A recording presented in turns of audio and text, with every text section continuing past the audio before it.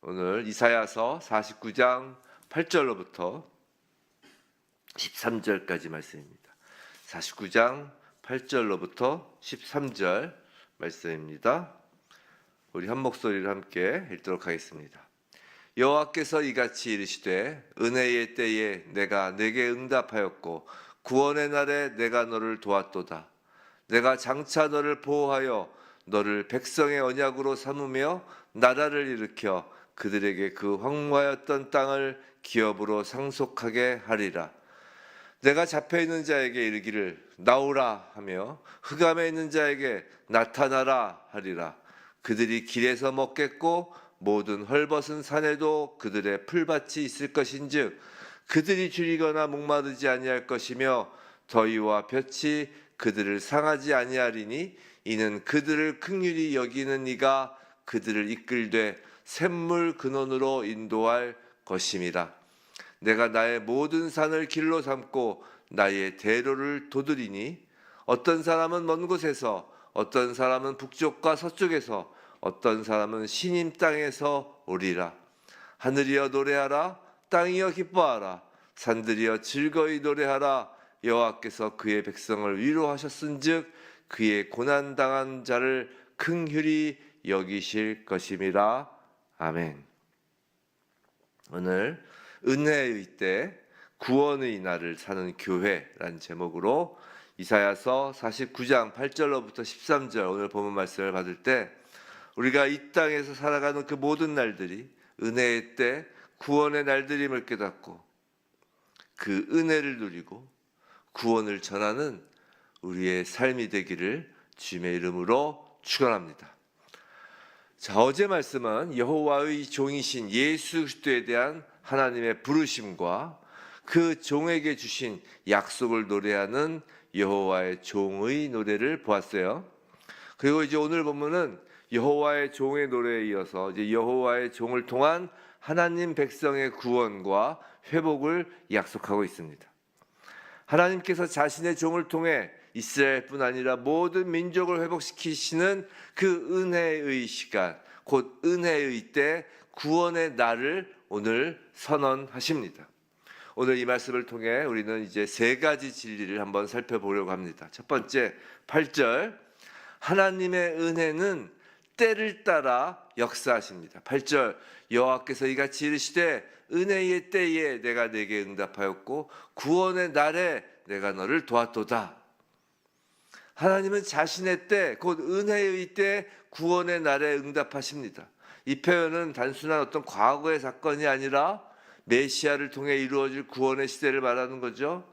사도 바울은 그래서 이 말씀을 고린도후서 6장 2절에서 이렇게 표현하고 있어요. 이르시되 내가 은혜 베풀 때에 너에게 듣고 구원의 날에 너를 도왔다 하셨으니 보라 지금은 은혜 받을 만한 때요 보라 지금은 구원의 날이로다. 아멘. 고린도후서 6장 2절입니다. 지금은 은혜를 받을 만한 때요 지금은 구원의 날이로다. 지금 이사야서 지금 49장 8절 말씀을 인용하면서 지금이 바로 그 은혜의 때요 구원의 날이라고 고린도후서에서 사도 바울이 강조했다는 것이에요. 사랑하는 성도 여러분, 우리는 지금 은혜의 때에 살고 있음을 믿으시기 바랍니다. 예수 그리스도께서 오심으로 인해 하나님은 구원의 문을 활짝 여신 것이에요. 오늘 이 시간도 구원의 시간이에요. 우리의 매일의 날들은 구원의 기회입니다. 하나님은 지체하지 않으십니다. 우리가 하나님께 나아가는 그 순간 그분은 우리를 도우십니다. 이미 은혜의 문, 구원의 문이 활짝 열려 있는 것이에요. 제가 누구한테 들었는지 잘 기억이 안 나지만 어떤 설교자가 이런 말을 하는 것을 제가 들은 적이 있어요. 왜 사람들이 예수를 잘 안 믿는 줄 아느냐, 왜 이렇게 전도하는 게 어려운 줄 아느냐, 그 얘기를 하면서 사람들이 예수를 믿지 않는 이유가 예수를 믿기만 하면 구원을 받는다라고 하니까 그렇다면 구원이 너무 쉬운 거 아니에요? 너무 쉬워서 예수를 믿기 오히려 꺼려 한다는 것이에요. 뭔가 막 뼈를 깎는 수련을 해야 한다고 하면 오히려 그걸 하겠는데 뭔가 내가 정말 헌신을 하고 뭔가를 하면 구원받는다고 하면 그게 더 신빙성이 있어 보이는데, 아무 노력도 없고 아무런 희생도 없이 그냥 믿기만 하면 된다고 하니까 너무 싱겁고 믿지 못한다는 것이에요. 만약에 어떤 사형수가 있다고 칩시다. 근데 대통령이 사면장을 줬는데 그가 그것을 믿지 않고 거부해서 결국 사형당한다면 그는 사면은 주어졌으나 그것을 믿고 받아들이지 않았기 때문에 죽은 것이에요. 우리가 가끔 그런 생각하잖아요. 예수님이 우리만 구원해서, 예수님의 십자가는 우리만 사랑해서, 예수님은 전 인류를 사랑하셔서 십자가에 달리신 거거든요. 지금 구원의 때, 은혜의 때 문은 활짝 열렸어요. 그런데 하나님께서 지금 은혜를 베푸시며 오라라고 하신다고요. 그 오라라는 말에 가면 되는 거예요. 그 활짝 문이 열린 문으로 가면 되는 것이에요. 근데 믿지 않고 거부하면, 사면장은 주어졌는데 그걸 믿지 않고 거부하면 구원의 날이 헛되이 지나갈 수 있다는 것이에요. 그래서 심판은 어느 누구도 그 심판 앞에서 자신의 죄 없다 말할 수 없다는 것이죠.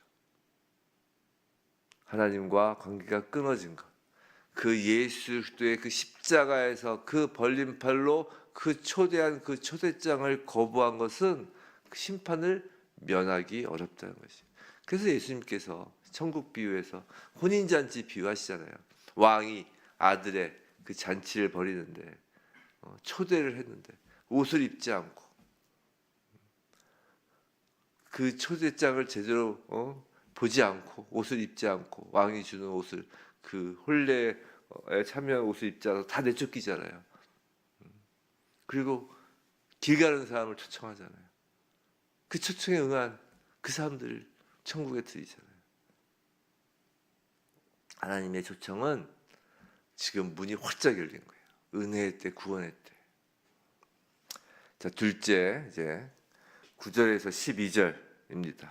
하나님은 그리스도를 통해 우리를 자유케 하시고 보호하십니다. 첫 번째가 뭐였죠? 첫 번째가 하나님은 은혜의 때에 따라 역사하십니다. 은혜는 때를 따라 역사하십니다. 이렇게 했고, 두 번째는 그 때를 따라 역사하시는 그 하나님의 은혜는 그리스도를 통한 것이, 그리스도를 통해 우리를 자유케 하시고 보호하시는 게 은혜예요. 자, 9절 전단부. 자, 내가 잡혀 있는 자에게 이르기를 나오라 하며 흑암에 있는 자에게 나타나라 하리라. 주님은 문을 활짝 여시고 나오라, 나타나라 하는 거예요. 주님은 갇힌 자를 나와라 자유케 하시고 흑암에 있는 자를 빛으로 인도하십니다. 우리가 지금 이 배경이 뭐예요? 바벨론 포로에 잡혀 있는 그 이스라엘 백성들이잖아요. 그 이스라엘 백성들이 바벨론에서 나와서 그 가나안 고향 본토로 돌아가는 건데, 이때 말씀드렸죠. 이스라엘 백성들, 바벨론 포로에 있던 대부분의 이스라엘 백성들이 안 나왔다고요. 문이 활짝 열렸는데, 고레스 칙령으로 문이 활짝 열렸는데 느헤미야, 에스라 앞에 나가서 다 성벽 짓고 성전 건축하고 나가서 일을 하는 사람이 있는데 나오라는데 돌아오는 인원이 극소수였다고요. 자유케 됐고 빛이 나타났는데 실제 그 자유를 누리는 자들은 그리 많지 않다는 것이에요. 주님은 안타깝게 오늘도 나오라라고 외치는 거예요. 영적인 감금, 정죄, 두려움, 억눌림에 있는 우리를 향해 주님 오늘도 나오라라고 외치시는 거라고요. 성도 여러분, 무덤 안에 나사로에게 주님이 나오라고 하셨을 때 나와야 하는 거라고요. 나와야. 우리가 두려움과 억눌림과 어떤 영적인 그 눌려 있는 것, 그 정죄감에서 나오라라고 할 때 나와야 되는 것이에요. 은혜의 때, 구원의 때는 이 음성이 선포되고 우리 귀에 들리는 때라고요. 혹시 우리 중에 세상의 험악한 질고 가운데 갇히고 영적 억눌림에 있는 분이 계신가요? 오늘 이 주님의 이 음성을 듣기를 원합니다. 은혜의 때란 말이에요. 지금 은혜의 때. 주님은 어둠에 갇힌 자에게 나오라라고 하십니다. 나오라는 이 음성을 듣길 바랍니다. 그리고 어둠에서 나온 우리는, 빛으로 인도된 우리는 또한 어둠에 갇힌 또 다른 자에게 예수 그리스도의 이름으로 나오라고 선포하여야 하는 것이에요. 우리가 주님의 입술이기 때문입니다. 9절 후반부에서 10절까지, 자, 그들이 길에서 먹겠고 모든 헐벗은 산에도 그들의 풀밭이 있을 것인즉, 10절, 그들이 줄이거나 목마르지 아니할 것이며 더위와 볕이 그들을 상하지 아니하리니 이는 그들을 긍휼히 여기는 이가 그들을 이끌되 샘물 근원으로 인도할 것임이라. 자, 주님은 그렇게 나와라 해서 나온 그 어둠에서 나온 하나님의 백성들의 목자가 되셔서 양떼를 인도하시듯 인도하십니다. 지금 이 말씀은 단순한 영혼의 회복뿐만이 아니라 육신의 회복도 포함됨을 명심하시기 바랍니다. 사랑하는 성도 여러분, 예수 그리스도가 육신을 입으시고 이 땅에 오신 것은 육신으로 살아가고 있는 우리를 위해서라는 것이에요. 육신의 회복도 포함되는 것이에요. 하나님은 광야에서도 길을 내시는 분이시고 메마른 땅에서도 샘을 터뜨리시는 분입니다. 병든 자를 고치시고 앉은 뱅이를 일으키시는 분이에요. 성도 여러분, 우리는 예수의 입술이 되어 나오라라고 외칠 뿐만이 아니라 예수의 손과 발이 되어 예수 그리스도의 이름으로 하나님의 백성들을 보살펴야 하는 것이에요. 오늘 주제가 뭐였어요? 은혜의 때 구원의 날을 사는 교회가 제목이었잖아요. 자, 어떻게 살아야 되느냐? 예수의 입술로 살아야 되는 것이고 예수의 손과 발이 되어 사는 것이라고요. 은혜의 때 구원의 날에 그 어둠에서, 그 죄악에서 나온 우리들 교회는 말이죠. 예수께서 성찰하시며 우리에게 말씀하셨습니다. 오직 성령이 너희에게 임하시면 너희가 권능을 받을 것이라고요. 유대와 사마리아와 예루살렘과 유대와 사마리아와 온 땅 끝까지 나의 증인이 되리라라는 그 말씀 전에 너희가 권능을 받을 것이라고 했다고요. 성령이 임하시면. 성도 여러분, 우리는 성령이 임한 예수 그리스도의 몸된 교회입니다. 교회는 성령이 임한 것을 교회라고 하는 것이에요. 우리 안에 그래서 모든 권세와 권능을 가지신 예수 그리스도의 영 성령이 존재하는 것이에요. 예수 그리스도의 이름을 우리에게 주셨다라는 것은 예수의 권능이 우리 안에 있다라는 것입니다. 그래서 베드로와 요한이 그 성문 앞에, 그 성문 미문 앞에 있던 그 앉은뱅이에게 뭐라고 해요? 우리에게 은과 금은 없어도 우리에게는 그 유일한 이름, 예수 그리스도의 이름으로 일어나 걸으라 그러시잖아요. 그 권능을 주셨다는 것이에요. 성령이 있다는 것은 예수의 권능을 주셨다는 것입니다. 우리는 주님의 긍휼한 마음을 가지고 오늘 본문에서 그러잖아요. 그들을 긍휼히 여기는 이가, 10절 후반부, 그들을 긍휼히 여기는 이가. 즉 우리는 주님의 긍휼한 마음을 가지고 하나님의 백성이 줄이거나 목마르지 아니하게 하고, 10절, 그들이 줄이거나 목마르지 아니할 것이며 하나님의 백성들이 줄이거나 목마르지 않게 하고 더위와 볕이 하나님의 백성을 해하지 못하도록 보호하여야 할 주님의 몸이라는 것이에요. 그럴 때, 자, 첫 번째로 뭐였어요? 예수 그리스도의 입술로 나오라라고 이야기하고 예수 그리스도의 손과 발로 나온 백성들을 보살피고 예수 그리스도의 몸으로 하나님의 백성을 보호하고, 그럴 때 11절 12절, 내가 나의 모든 산을 길로 삼고 나의 대로를 도두리니 어떤 사람은 먼 곳에서, 어떤 사람은 북쪽과 서쪽에서, 어떤 사람은 시님 땅에서 오리라. 자, 이 말씀은 모든 열방과 민족들이 하나님의 구원으로 돌아오는 광경을 보여줍니다.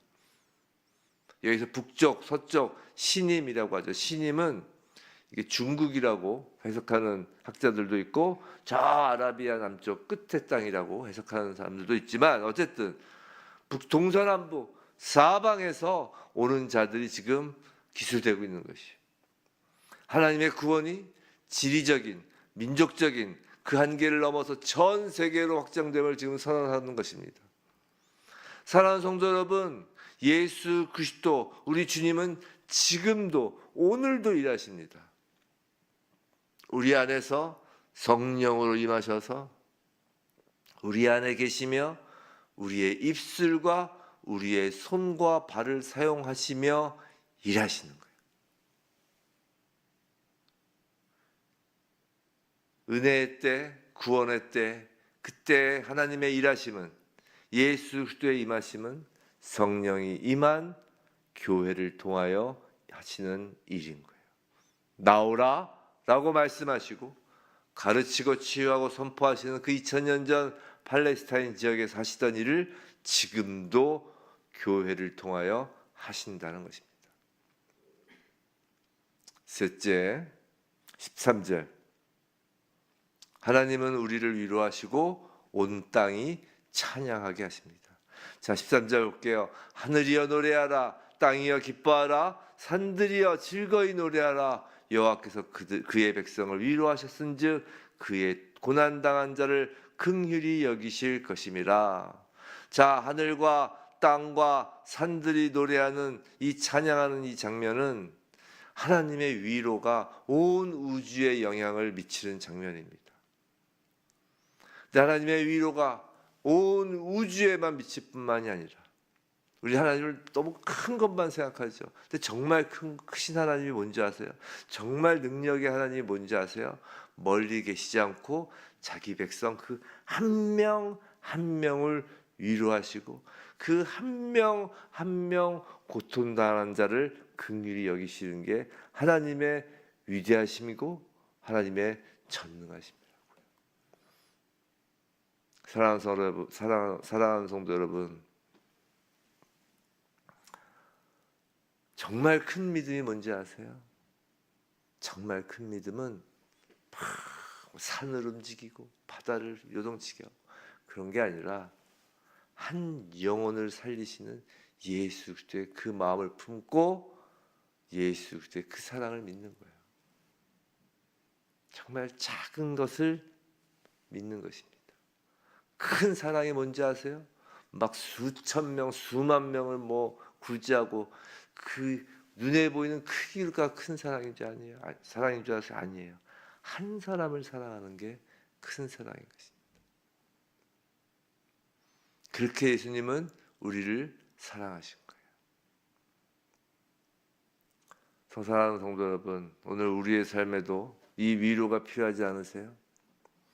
슬픔과 질병, 관계의 아픔, 신앙의 침체 가운데 하나님은 말씀하십니다. 내가 너를 위로한다. 내가 너를 긍휼히 여긴다. 너는 혼자가 아니다 라고 말해요. 이런 이야기가 있어요. 전쟁 중에 부모를 잃은 한 소녀가 고아원에서 잠을 이루지 못하였죠. 그런데 어느 날 자원봉사자가 그 아이의 손을 잡고 괜찮아, 넌 혼자가 아니야 라고 말했다고 합니다. 그제야 아이는 평안히 잠들며 조용히 찬양을 흥얼흥얼거리며 잠들었다고 해요. 오늘 주님은 오늘도 위로하십니다. 어떻게 위로하신다고요? 주님이 어떻게 일을 하신다고요? 누군가의 입술을 사용하셔서 괜찮아, 너 혼자가 아니야 라고 말씀하시고, 또 누군가의 손을 사용하셔서 손을 잡아주시며 오늘도 위로하십니다. 그 누군가의 입술, 누군가의 손, 그 누군가가 바로 교회이고 그 누군가가 바로 성도인 것이에요. 사랑하는 성도 여러분, 교회는 그저 많은 사람이 모여 있다고 부흥한 것이 아닙니다. 교회의 성도들이 주님의 입술과 주님의 손과 발이 되어 있는 교회가 부흥한 교회입니다. 은혜의 때 구원의 날이 실제로 임한 교회, 은혜의 때 구원의 날을 사는 교회는 주님의 입술과 손과 발이 되어 있는 교회예요. 부디 나오라 라는 주님의 음성에 나와서, 그리고 주님의 그 긍휼하심, 그 위로를 받아서 또 다른 누군가에게 나오라 라는 그 주님의 음성을 전하는 교회, 주님의 그 보호하심과 위로를 받아 또 다른 누군가를 보호하고 위로하는 교회가 바로 저와 여러분 그리고 산지교회이길 주님의 이름으로 축원합니다.